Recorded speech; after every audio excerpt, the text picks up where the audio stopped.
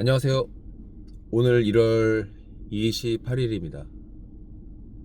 이번 주 토요일이 31일이라서 일요일이 2월 1일이거든요. 그냥 딱 꽉 채워서 한 달이 이제 끝납니다. 어제 채용 박람회, 어제 에듀윌 부동산 아카데미에서 합격자들 36회 공인 중에서 합격자들을 모아서 어제 채용 박람회가 있었습니다. 그래서 여러 회사들이 나와서 각자의 회사가 어디가 좋은지 뭐 이런 거 설명하고, 저도 저희 회사 소개랑 저희 회사 내에서의 어떤 성공 사례 이런 것들을 같이 발표를 했습니다. 어제 세미나 그 박람회 중간에 굉장히 많은 분들이 저희 부스 쪽에 오셔가지고 지원서도 내고 가시고 상담도 하시고 그랬습니다. 근데 제가 어제 참 재밌는 게, 어제 만나뵌 분들 100분이 넘는 분들이 계셨는데 그분이 대부분 다 신입 공인중개사잖아요.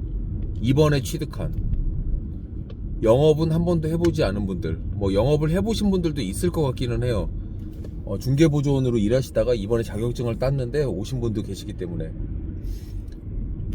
제가 흥미롭게 느낀 거는 상담을 할 때 상담하는 사람들의 어떤 말과 자세예요.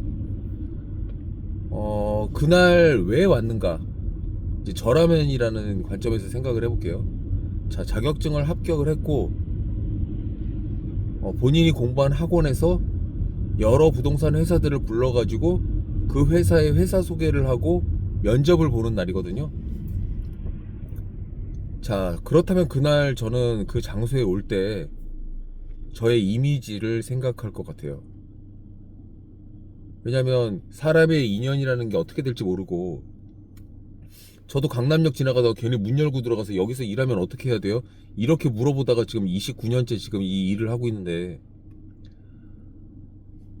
사람의 인연이라는 게, 제가 꼭 불교 다녀서 그 불교 신자라서 그런 건 아닌데, 사람의 인연이라는 게 그냥 생기는 게 아닙니다.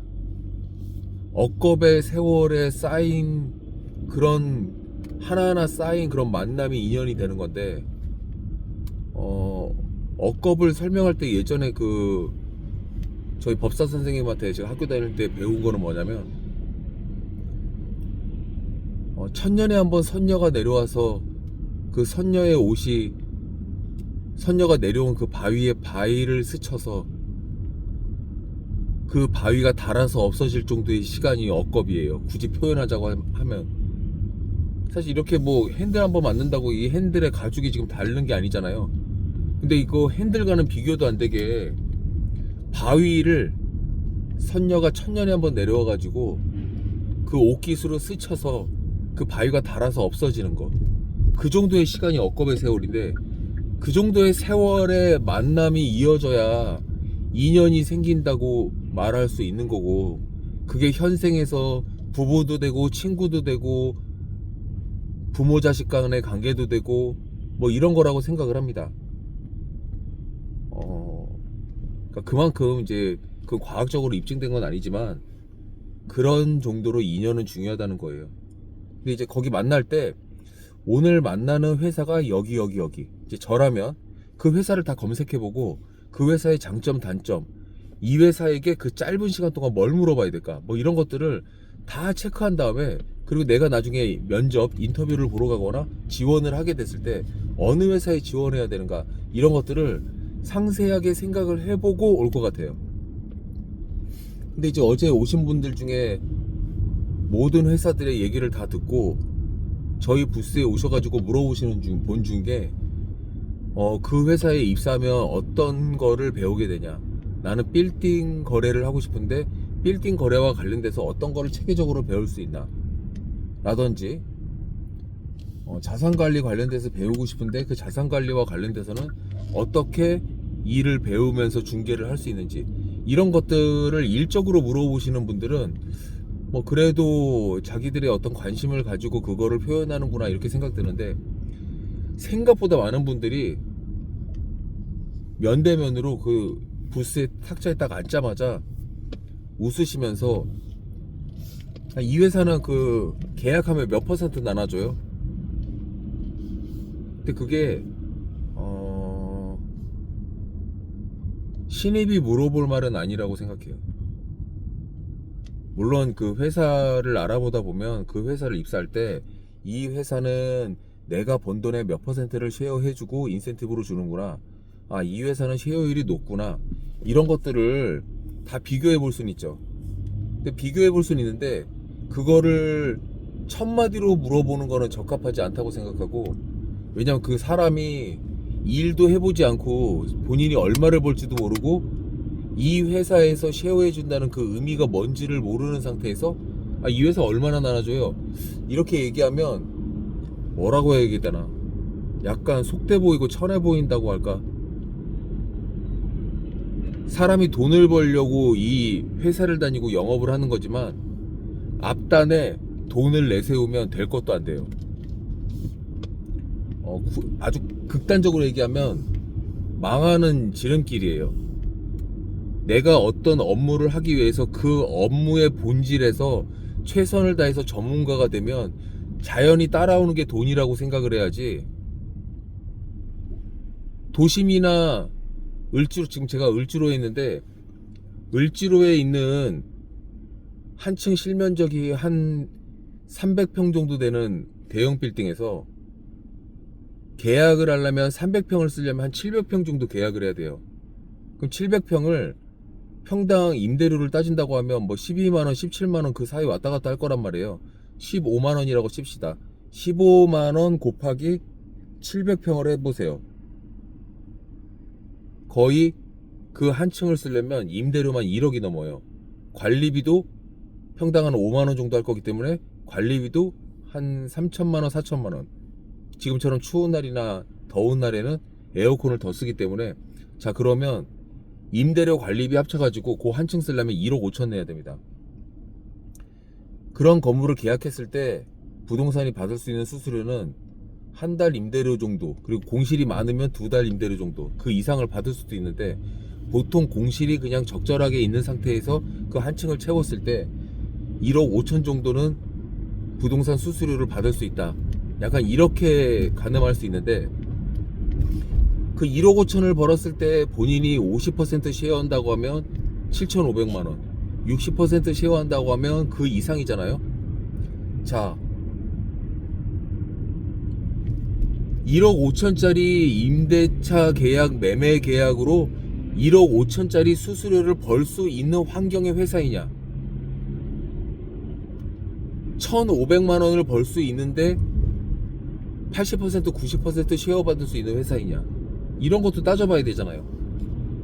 강남역에서 상가를 하면서 전월세를 돌리느냐, 거기 뭐 전세는 없겠지만 상가 월세를 하느냐, 아파트 단지에서 매매 전세를 하느냐, 이런 거에 따라서 그 단지가, 그 단지의 기본적인 30평대 아파트가 뭐 매매 가격이 15억일 수도 있고 30억일 수도 있잖아요. 자, 그럼 30억짜리 아파트를 팔았다고 가정을 했을 때 주거에서 1%까지 주진 않잖아요. 0.78 받는다 이렇게 따졌을 때 뭐 2천만 원대예요.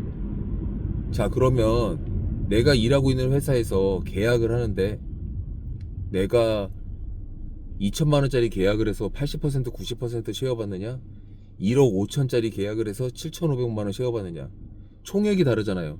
업무량이 엄청나게 차이가 나지는 않을 거예요. 물론 큰 건물 하려면 공부를 많이 해야 됩니다. 대신에 큰 건물은 배워야 될 것들을 가르쳐주는 학원이라든지 가르쳐주는 회사가 별로 없어요.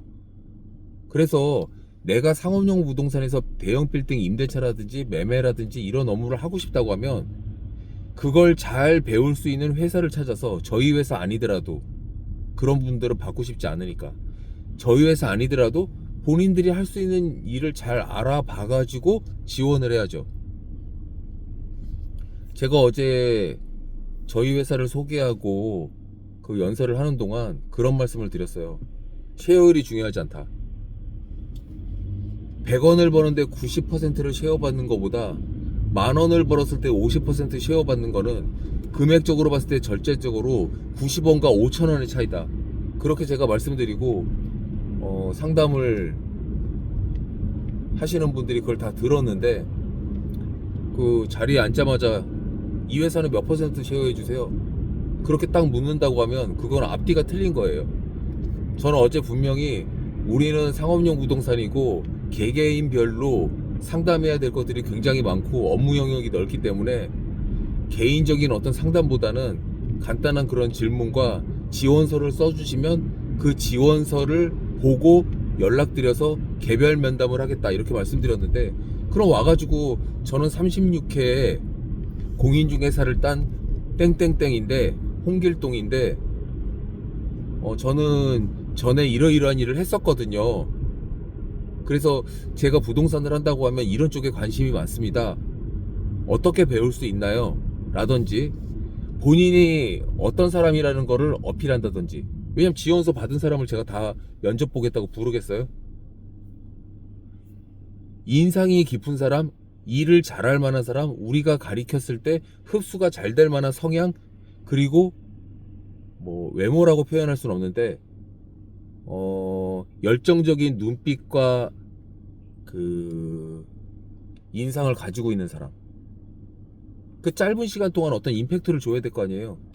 근데 이제 그 임팩트를, 나쁜 임팩트를 주면 안 된다는 거예요. 이 영상 보시는 분 중에 어디 면접을 보러 가시거나 중개사로서 취업을 하기 위해서 뭐 소속공인중개사로 면접을 보거나 저희 같은 회사에 입사를 하기 위해서 지원을 하거나 이랬을 때 그 회사에서 처음 만나는 사람, 인사총무 담당자라든지 면접 볼 때 인사팀장이나 면접 볼 때 들어오는 임원이나 대표나 이런 사람들에게 첫인상을 주는 게 굉장히 중요해요. 왜 면접 볼 때 빨간색 추리닝을 입고 가지 않겠습니까? 다 정장 입고 오잖아요. 그 이유가 뭐냐?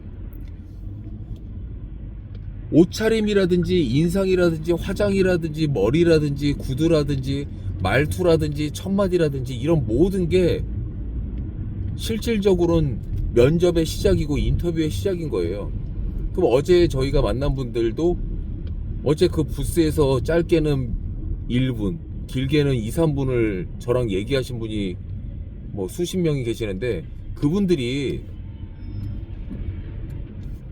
처음에 딱 앉자마자 나는 이런 걸 어필해서 저 회사에서 지금 입사가 결정되는 건 아니지만 저 회사에서 인터뷰가 잡혀가지고 내가 저 회사를 가서 구경도 하고 그 회사가 내가 다닐 만한 회사인지 알아도 보고 그 회사가 어떤 시스템을 갖고 있는지 인터뷰할 때 물어도 보고 나에 대해서 어필도 해야 되겠다. 뭐 이런 부분들을 딱 전략적으로 생각을 하고 딱 나타나가지고 얘기를 해야 될 거 아니에요. 추우니까, 예를 들어 추우니까 잠바나 코트를 입고 올 수는 있지만 그 실내가 하나도 춥지가 않은데 파카 안에 양복이나 여성분들 같은 경우에는 깔끔한 정장이라든지 아니면 뭐 정장은 아니더라도 딱 봤을 때 그냥 무난한 옷들, 이런 거를 입고 오셔가지고 외투는 벗어놓고 그 상담하러 올 때 그렇게 단정하게 딱 와서 저는 36회 공인중개사 자격증을 취득했는데 이러이러한 그 분야에 관심이 많고 주택보다는 빌딩을 하고 싶다든지 이런 본인의 계획을 살짝 얘기하면 그 대답해 주는 사람이 이 사람 이런 거 원하고 있구나, 이런 게 필요하구나, 그럼 그거와 관련돼 가지고 상담을 막 드릴 거 아니에요. 그리고 이 사람 성향이 괜찮다, 그러면 저희가 면접 날짜를 따로 잡을 테니까 오셔가지고 자세한 걸 인터뷰를 해보시죠, 이렇게 얘기할 수 있는 진전이 된다는 거예요.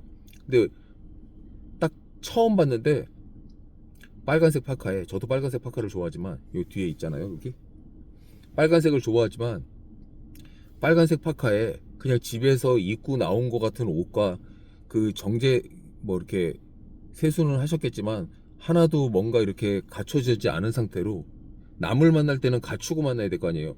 그 딱 만나가지고 그냥 무방비 상태인 것처럼 학원 다닐 때처럼 딱 나타나가지고 삐딱하게 그 회사 얼마 나눠줘요? 쉐어율이 얼마예요? 이렇게 딱 물어보면 저는 쉐어율을 대답해 주는 게 아니라 이 사람이 빨리 일어나가지고 가서 저 뒤에 있는 사람이랑 상담을 해야 되겠다 이렇게 생각하기 때문에 지금 그런 거 얘기할 차원이 아닌데 제가 그렇게 얘기했거든요.